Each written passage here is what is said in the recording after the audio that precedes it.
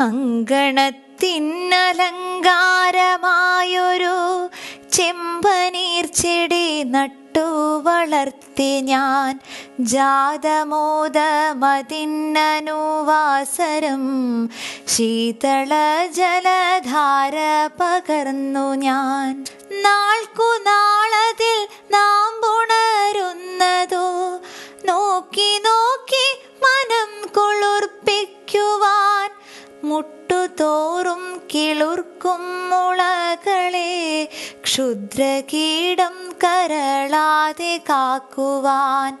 അങ്കുരിക്കും കുരുന്നിലയുഗ്രമാമുച്ചവയിലേറ്റു വാടാതെ നോക്കുവാൻ. വിസ്മരിക്കാതെ നിന്നു ജ്ഞാനപ്പുതു പുഷ്പവ